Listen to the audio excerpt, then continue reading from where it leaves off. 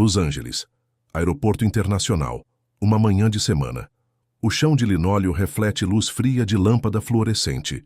Cheira a café barato, querosene de avião e aquele odor específico de ar-condicionado que só existe em aeroporto. Um cheiro de lugar que não pertence a ninguém e pertence a todo mundo ao mesmo tempo. Filas, carrinho de bagagem, criança chorando no colo da mãe. Um homem de terno olhando ansioso para o relógio de pulso. Uma aeromoça passa rápido com aquele andar de quem já cruzou esse corredor 6 vezes hoje e vai cruzar mais 8. É a vida comum de uma manhã comum, até deixar de ser. Tem uma fila no balcão da companhia aérea. Umas 12, 15 pessoas. Bagagem no chão, passaportes na mão, aquela resignação coletiva de quem já aceitou o que vai esperar. Na fila, perto do meio, tem um homem pequeno. Ombros largos, mas altura modesta. Cabelo preto, óculos escuros. Uma mochila de couro no ombro. Ele está quieto. Não faz nada de especial. Não fala com ninguém. Fica de pé com uma calma que, se você parasse para prestar atenção, ia parecer estranha. Não a calma de quem está entediado, mas a calma de quem está completamente presente em cada centímetro do próprio corpo. Esse homem é Bruce Lee. E em poucos minutos, alguém vai cometer o erro mais memorável da própria vida. Antes de eu te contar o que aconteceu, eu preciso que você pense numa coisa. Você já foi humilhado em público? Não precisa responder em voz alta, mas pensa. Aquela situação em que alguém te diminuiu na frente de outras pessoas e você ficou lá paralisado, sem saber o que fazer, com aquele calor subindo pelo pescoço, aquele nó na garganta.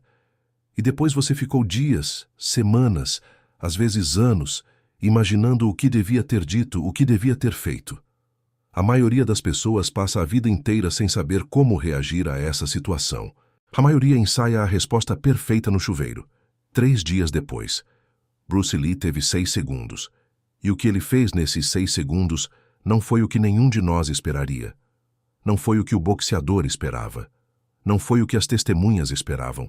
E quando você entender o que ele fez, e mais importante, por que ele fez, essa história vai mudar alguma coisa na forma como você enfrenta os seus próprios momentos de pressão.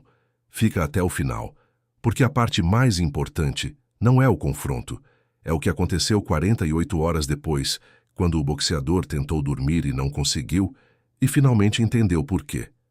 Mas antes, comenta aqui embaixo uma coisa. Você já ficou em silêncio quando deveria ter falado? Ou falou quando deveria ter ficado em silêncio? Me conta nos comentários, porque essa história é exatamente sobre essa escolha. Para entender o que aconteceu naquele aeroporto, você precisa primeiro entender quem era o homem que estava do outro lado da história. Não vou dar o nome dele. Não porque eu não possa, mas porque o nome não importa. O que importa é o que ele representava. E o que ele representava era um tipo específico de poder, que o mundo dos anos 70 reconhecia imediatamente. Um corpo construído como resposta a todas as perguntas que a vida havia feito. Ele tinha 1,92 m, pesava 102,3 quilos sem a roupa de treino, e toda semana subia num balança para confirmar isso com a satisfação de quem confere uma conta bancária. Tinha lutado como profissional, tinha ganho, tinha um nariz que já tinha sido quebrado 2 vezes e estava num ângulo levemente diferente do original, o que ele considerava uma medalha de guerra. Tinha o tipo de presença física que faz as pessoas numa sala se redistribuírem sem perceber. As mulheres se aproximam, os homens se afastam um pouco, tudo isso sem nenhum acordo verbal. Ele estava naquele aeroporto por uma razão. Tinha acabado de assinar um contrato para fazer uma série de exibições em Las Vegas, não um campeonato oficial. Uma daquelas produções de entretenimento que misturavam boxe com espetáculo, onde o que importava era que o público saísse com a sensação de ter visto algo impossível. Ele era bom nisso. Era grande, era rápido para os padrões do peso pesado e tinha um sorriso que funcionava bem na câmera. Ele se achava irresistível. E o mundo, até aquela manhã, havia confirmado essa opinião com bastante regularidade. O problema com pessoas que nunca foram contrariadas de verdade é que elas desenvolvem uma teoria do universo que coloca elas mesmas no centro. Tudo o que acontece ao redor confirma o que elas já acreditam. Uma fila que anda devagar não é um inconveniente, é uma afronte pessoal. Alguém que ocupa espaço sem pedir licença não é uma pessoa com o direito de estar ali. É um obstáculo. Ele chegou ao balcão por um caminho que não era exatamente a fila. Tinha esse jeito de andar que grandes lutadores às vezes desenvolvem. Aquele andar largo, imperioso, como se o chão fosse um ringue particular. As pessoas abriam caminho. Sempre abriam. Ele nunca tinha tido que pedir. Só que dessa vez tinha uma pessoa que não abriu. Não por teimosia, não por provocação. Simplesmente porque não percebeu. Estava parado na fila, quieto dentro da própria cabeça, com aquela mochila de couro no ombro, e o grande boxeador chegou por trás com um passo largo, e o ombro do boxeador encontrou o ombro do homem pequeno. Um empurrão. Não acidental. O tipo de empurrão que serve como teste. Você vai reagir? Você vai reclamar? Ou vai fingir que não foi nada? E então o boxeador olhou para baixo, porque sim, teve que olhar para baixo, e viu quem tinha empurrado. E alguma coisa nele achou graça. Talvez fosse o contraste. Talvez fosse o óculos escuro. Talvez fosse simplesmente o fato de que ele estava de bom humor e achou que tinha encontrado um brinquedo. Ele disse, alto o suficiente para as pessoas ao redor ouvirem. Volte para o seu filminho chinês. Houve um silêncio específico ao redor. Não o silêncio de um lugar vazio. O silêncio de um lugar cheio, onde todo mundo decidiu ao mesmo tempo não fazer barulho. Cabeças viraram discretamente. Uma mulher com criança no colo deu um passo lateral. O funcionário atrás do balcão fingiu olhar para o computador. E Bruce Lee não disse nada. Agora eu preciso pausar aqui porque esse silêncio específico de Bruce Lee naquele momento, é a coisa mais importante que vou narrar hoje. E se você não entender o que estava acontecendo dentro daquele silêncio, vai perder a história inteira. A maioria das pessoas, quando levam um empurrão e uma humilhação pública, entra imediatamente num de dois estados. O primeiro é o estado do medo. O corpo lê a ameaça, avalia o tamanho do oponente, calcula a desvantagem e começa a produzir desculpas internas para a retirada. Não vale a pena. Deixa para lá. Não é o momento. O segundo estado é o oposto. É a raiva que sobe rápida demais, que nubla o julgamento, que faz a pessoa reagir antes de pensar, empurrar de volta, gritar algo que vai escalar a situação para um lugar que ela não controla. Os dois estados têm uma coisa em comum. São reações ao outro. São respostas automáticas ao que o outro fez. A pessoa para de ser o sujeito da própria vida e vira objeto da ação alheia. Bruce Lee, naquele instante, não entrou em nenhum dos dois estados. O que aconteceu dentro dele naquele segundo, e isso está documentado em conversas que ele teve com alunos ao longo dos anos, não sobre esse episódio específico, mas sobre a filosofia de confronto que o guiava, era algo diferente. Era uma forma de presença, que ele havia treinado com tanto rigor quanto havia treinado o soco direto ou o chute lateral. Uma capacidade de absorver a informação do momento, o tamanho do oponente, a natureza da provocação, o ambiente ao redor, as testemunhas, e processar tudo isso sem deixar que nenhum desses elementos ditasse a resposta. Ele não estava com medo, não estava com raiva, estava vendo o boxeador, vendo a plateia involuntária, vendo a distância entre os dois corpos, 1,16 m mais ou menos, vendo a postura do homem grande, que era a postura de alguém que espera recuar, não a postura de alguém que espera resistência. E então, Bruce Lee fez uma coisa que o boxeador jamais havia encontrado num adversário em toda a vida profissional. Vou te pedir uma coisa agora. Coloca isso para pausar mentalmente, porque eu vou narrar 6 segundos. E 6 segundos, quando você sabe exatamente o que procurar, podem ser uma vida inteira de informação. Ninguém sabe ao certo se essa história aconteceu exatamente dessa forma. Mas 4 pessoas que alegam ter estado naquele aeroporto naquela manhã contaram versões que, nos detalhes centrais, são idênticas. O empurrão, confirmado. A frase, confirmada. O que aconteceu depois? Confirmado em 3 das 4 versões com a mesma sequência de eventos. A 4ª versão difere apenas num detalhe, na expressão do rosto de Bruce Lee, mas todas concordam no essencial. Segundo um, o boxeador acabou de dizer Volte para o seu filminho. E está num estado específico de antecipação. Ele está esperando uma reação que ele possa usar. Recuo. Ele segue e humilha mais. Confronto verbal. Ele escala e usa o tamanho. Confronto físico. Ele já está posicionado, já mapeou mentalmente onde vai colocar a mão no pescoço do homem pequeno. Ele tem um plano para cada resposta possível. O que ele não tem é um plano para nenhuma resposta. Bruce Lee tirou os óculos escuros. Isso não parece grande coisa, mas pensa, em qualquer confronto, os olhos são informação. Quando você mantém os óculos, você se protege. Você esconde o que está sentindo. Quando você tira os óculos, você se expõe. Mas também você vê melhor. É um gesto de alguém que decide ver de verdade o que está na frente dele. O boxeador não esperava isso. Segundo 2. Bruce Lee olhou para o boxeador. Não olhou para cima com o pescoço curvado. Olhou erguendo o queixo, com a coluna reta, como se a diferença de 32 centímetros entre as alturas dos dois fosse um detalhe geográfico sem importância, como a distância entre dois prédios. Os olhos de Bruce Lee, segundo quem estava próximo, tinham uma qualidade específica nesse momento. Não eram olhos agressivos, não eram olhos assustados. Eram olhos que olhavam da mesma forma que um cirurgião olha para um paciente na mesa, com atenção total, sem drama. O boxeador olhou de volta, e por uma fração de segundo, menos que um segundo, talvez 40 milissegundos, alguma coisa mudou na expressão do homem grande. Não foi medo, foi reconhecimento. O tipo de reconhecimento que o corpo faz antes que a mente processe. Algum sistema antigo, pré-verbal que existe em nós desde antes de sermos humanos, mandou um sinal. Esse olhar não é o olhar de uma presa. O boxeador ignorou esse sinal. A maioria das pessoas ignora esses sinais. Segundo 3. Bruce Lee abriu um leve sorriso. Não um sorriso de nervosismo. Não um sorriso de submissão. Aquele sorriso que as pessoas usam quando estão com medo e tentam suavizar a situação. Era um sorriso diferente. Quem já treinou artes marciais de alto nível sabe desse sorriso. É o sorriso de alguém que acabou de resolver um problema complexo na cabeça e está satisfeito com a solução. O boxeador leu o sorriso errado. Achou que era nervosismo disfarçado. Achou que tinha ganho.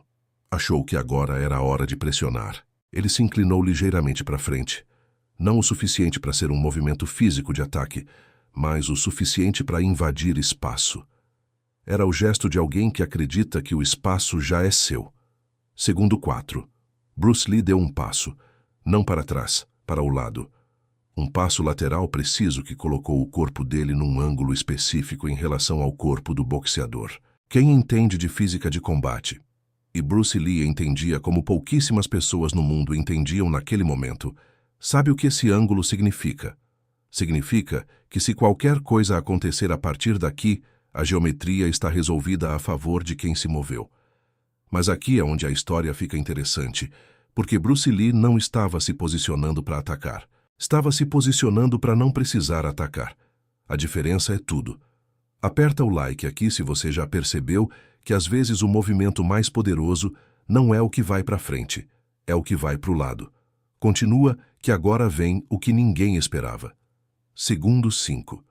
Bruce Lee colocou os óculos escuros de volta no rosto. Pensa no que esse gesto significa em termos de comunicação. Você tira os óculos para ver melhor e coloca de volta quando já viu tudo o que precisava ver. É um gesto de conclusão, de encerramento, como quando você fecha um livro porque terminou de ler. O boxeador ainda não tinha feito nada e agora estava confuso, porque a conversa que ele tinha iniciado, a conversa física, gestual, de território e dominância, tinha tomado um rumo que o script que ele carregava na cabeça não previa. Ele era o maior. Ele tinha provocado. Ele estava na posição de poder. E o homem pequeno na frente dele estava. Encerrando a conversa, não tinha recuado. Não tinha avançado. Tinha chegado, visto, se posicionado e agora estava. Concluindo. O boxeador sentiu algo que ele não saberia nomear naquele momento.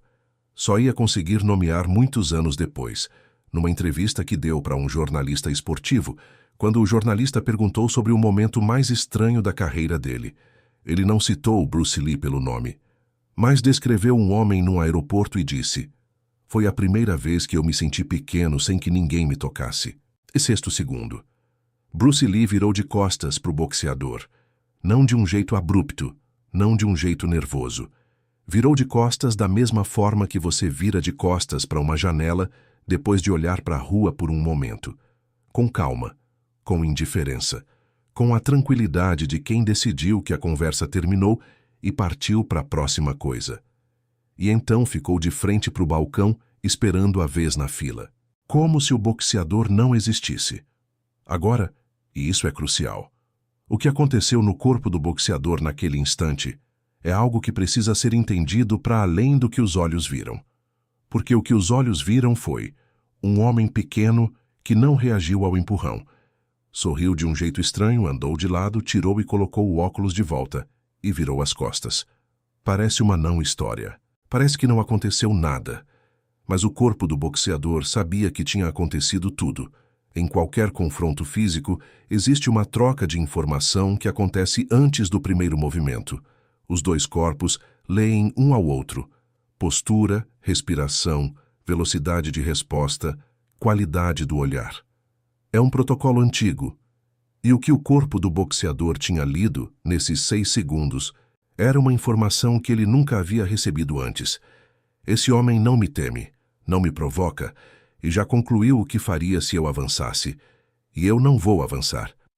Esse último pensamento, eu não vou avançar, não foi uma decisão consciente.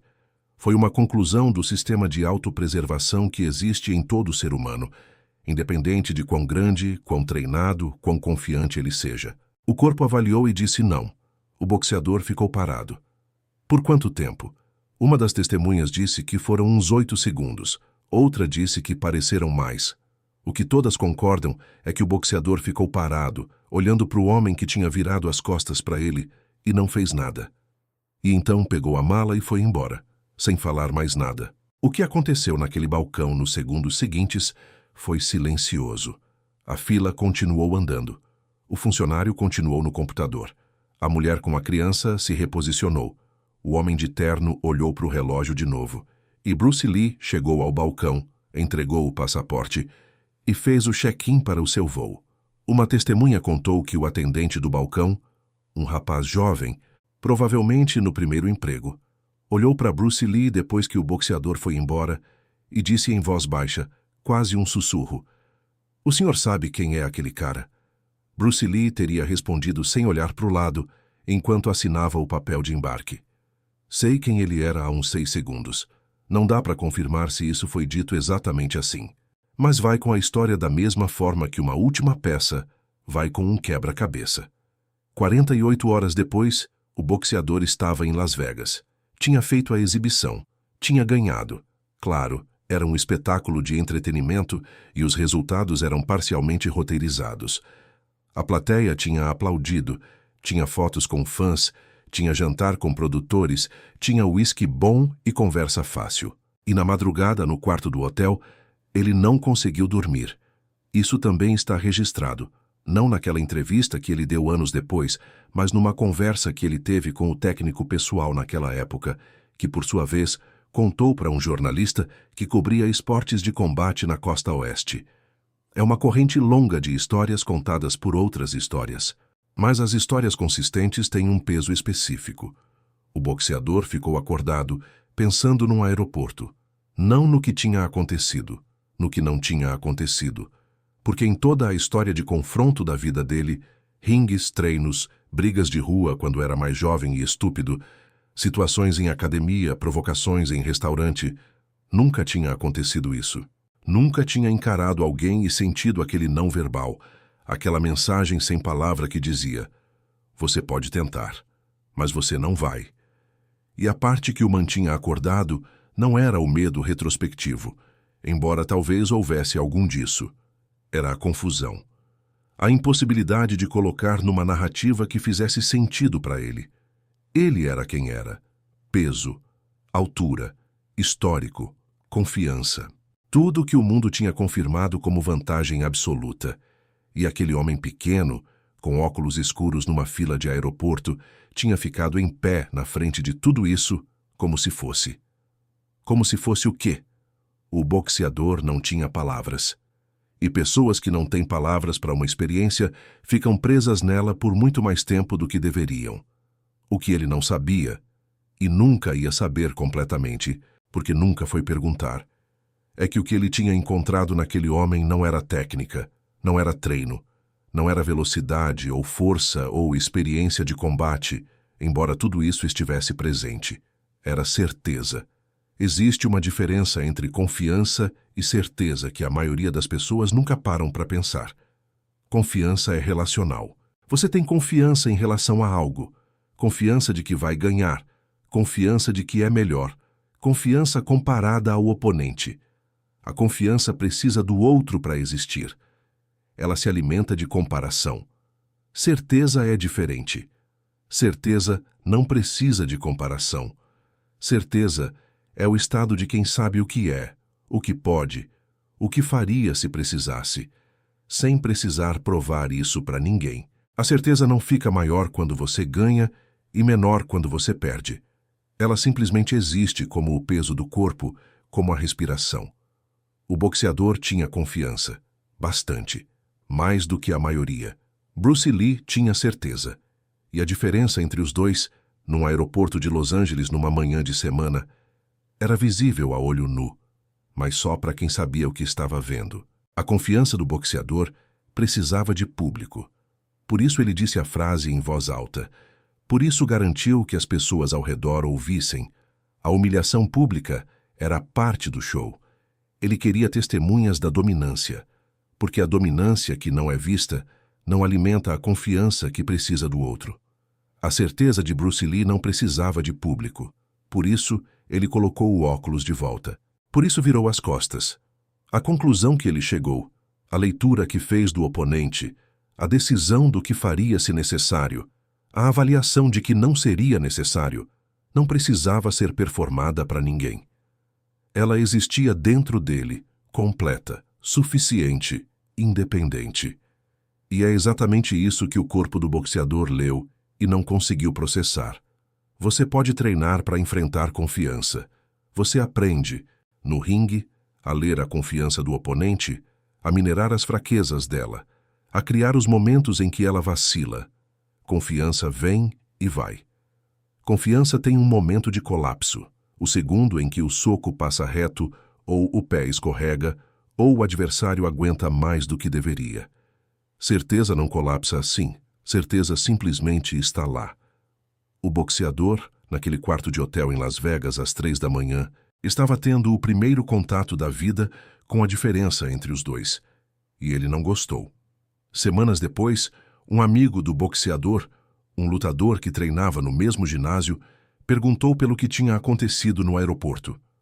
Alguém tinha contado alguma versão da história.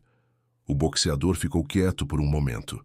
Depois disse, não foi nada, um chinês pequeno que se achou. Mas o amigo, que o conhecia há mais de 10 anos, notou uma coisa. A voz dele estava um tom diferente quando disse isso, não alto, não com o humor costumeiro, baixo, como quem está repetindo uma explicação que não convenceu nem a si mesmo. O amigo não insistiu, mas lembrou dessa conversa muito tempo depois, quando um repórter perguntou para o boxeador numa entrevista sobre a carreira qual tinha sido o adversário que ele menos tinha entendido. E o boxeador hesitou, um segundo mais do que o normal, e disse, nunca lutei com ninguém que eu não entendesse. E depois desviou o olhar. Esse foi o único desvio de olhar em toda a entrevista. Eu não vou romantizar Bruce Lee como um ser fora do humano. Ele era humano. Tinha dias ruins. Tinha momentos de vaidade. Os diários dele mostram isso. Tinha inseguranças que ele trabalhou a vida toda. Mas esse episódio específico, real ou parcialmente lendário, confirmado em suas partes centrais, ilumina algo que ele praticava com consistência extraordinária. A recusa de deixar que o mundo externo ditasse o ritmo interno. Isso parece simples, não é? A maioria de nós vive numa relação constante de resposta ao ambiente. O chefe fala, nós reagimos. O colega provoca, nós respondemos. O trânsito trava, nosso humor vai junto. O outro age, nós reagimos. Somos o o depois, o eco do que veio antes. Bruce Lee, naquele aeroporto, se recusou a ser o eco. Não porque era invulnerável, mas porque havia treinado, com o mesmo rigor que treinou os músculos, os reflexos, a técnica, a capacidade de estar dentro de si mesmo num momento de pressão externa, de consultar o próprio sistema de avaliação antes de responder, de distinguir o que merecia resposta do que era só ruído. O empurrão do boxeador era ruído. Não porque fosse pequeno, era um empurrão num homem que não pediu para ser empurrado, numa fila de aeroporto, na frente de testemunhas. Era uma agressão pequena com intenção de humilhação grande. Isso não é nada. Era ruído porque a reação que o boxeador queria de Bruce, medo ou revanche, não servia a nenhum propósito real. Não havia nada a ganhar ali, nenhum princípio em jogo que valesse o esforço. E Bruce Lee, naquele momento de 6 segundos, fez a mesma pergunta que ele dizia aos alunos que fizessem sempre antes de qualquer ação. Isso que eu estou prestes a fazer, para quem serve? Para mim, de verdade? Ou só para não parecer fraco na frente de estranhos que eu nunca vou ver de novo? A resposta era óbvia, e então ele colocou o óculos de volta e esperou a vez na fila. Tem uma coisa que o boxeador nunca vai saber sobre aqueles 6 segundos, uma coisa que só as testemunhas mais próximas podiam ter visto. No segundo em que Bruce Lee tirou os óculos e olhou para o boxeador. Esse segundo que descrevemos lá atrás, antes de tudo, houve uma leitura que aconteceu em menos tempo do que qualquer câmera conseguiria capturar. Bruce Lee avaliou o homem, avaliou a postura, o equilíbrio, a velocidade de resposta, o nível de ativação emocional, e concluiu 2 coisas simultaneamente. A primeira, se fosse necessário, o confronto duraria menos de 4 segundos e o resultado seria definitivo. A segunda, não seria necessário, porque o boxeador era grande, era forte, era treinado, mas havia um espaço vazio na postura dele, onde deveria haver presença real. Uma postura que dependia do tamanho para ter autoridade, em vez de ter autoridade que tornava o tamanho secundário. E quem treinou o suficiente para saber a diferença entre essas 2 coisas, consegue ler isso num olhar de 40 milissegundos. Bruce Lee leu, concluiu, e decidiu que o boxeador não merecia a honra de ser levado a sério como ameaça. Essa conclusão, essa indiferença qualificada, foi mais devastadora do que qualquer soco poderia ser. Porque você pode se recuperar de levar uma porrada. O ego é resiliente. Você conta para o técnico, para a família, para os amigos. Cara, ele me pegou bem. Tem até um certo status em levar um golpe de alguém extraordinário e sobreviver para contar. Mas ser avaliado, concluído como não ameaça e descartado, isso não tem história que salve. O boxeador não perdeu uma luta naquele aeroporto. Não há luta a relatar. Há algo pior. Ele foi lido, interpretado e arquivado como irrelevante por um homem que ele tentou diminuir. Que não há nada que ele pudesse ter feito de diferente para mudar esse resultado. Porque não era uma questão de técnica. Era uma questão de quem os dois eram naquele momento. Eu quero deixar uma coisa muito clara antes de terminar. Esta não é uma história sobre Bruce Lee ser melhor que o boxeador. Não é uma história sobre tamanho não importar ou sobre o menor sempre vencer o maior. Essas leituras existem, mas são superficiais. Esta é uma história sobre o que acontece quando uma pessoa atinge um nível de conhecimento de si mesma que não precisa mais ser provado externamente. Nós vivemos num mundo que nos pede, constantemente, para demonstrar. Demonstrar competência, demonstrar valor, demonstrar que não somos fracos, que não vamos aceitar desaforo, que somos o que dizemos ser. Essa demonstração é exaustiva. E ela cria uma dependência. A dependência da reação do outro como confirmação de quem somos. O boxeador estava completamente preso nessa dependência. Ele precisava da reação de Bruce para saber que tinha ganho. Precisava do recuo, do medo, da submissão verbal. Precisava de algo que confirmasse o poder que ele acreditava ter. Bruce Lee não precisava de nada disso. Não porque fosse frio, distante, sem emoções. Pelo contrário, quem conhecia Bruce Lee descrevia um homem de intensidade emocional impressionante, apaixonado, às vezes explosivo, com humor imprevisível e generosidade genuína. Mas havia uma parte dele, a parte que havia sido destilada por anos de treinamento, que ia muito além do físico, que era absolutamente estável. Uma parte que sabia o que sabia, sem precisar que o mundo confirmasse. Que podia ser empurrada numa fila de aeroporto e simplesmente não mover o centro de gravidade interno. Isso é raro. É mais raro do que qualquer habilidade física. E é construído. Não nasce assim. Bruce Lee construiu isso no mesmo lugar onde construiu o soco de 1 centímetro e o chute voador, no treino diário, repetitivo, honesto, naquele espaço entre o que você consegue fazer e o que você ainda não consegue, onde o ego não tem onde se esconder. Ele treinava a mente da mesma forma que treinava o corpo, com a pergunta constante de o que está aqui que não é real? O que é bravata? O que é medo disfarçado de força? O que é ego fingindo de confiança? E ao longo dos anos, foi eliminando essas camadas falsas, uma a uma, como um escultor que tira o mármore desnecessário para encontrar a forma que já estava ali. O que restou naquele aeroporto era alguém que sabia exatamente quem era. E quando você sabe exatamente quem é, um boxeador de 102 quilos que quer te chamar de coadjuvante no próprio roteiro de vida se torna, na escala de coisas que importam, algo muito próximo de nada. Não por frieza, por clareza. O boxeador viveu muitos anos depois daquela manhã no aeroporto. Continuou lutando, continuou ganhando, continuou sendo grande e rápido e confiante da forma que sempre foi, mas nunca mais tentou esse tipo de provocação com estranhos em filas de aeroporto. Não porque ficou com medo, mas porque naqueles 6 segundos alguma coisa havia sido instalada dentro dele. Uma dúvida pequena, quase invisível, mas permanente. A dúvida de que, talvez, em alguns casos, o tamanho não seja o argumento mais importante numa conversa. Ele nunca buscou a resposta para essa dúvida.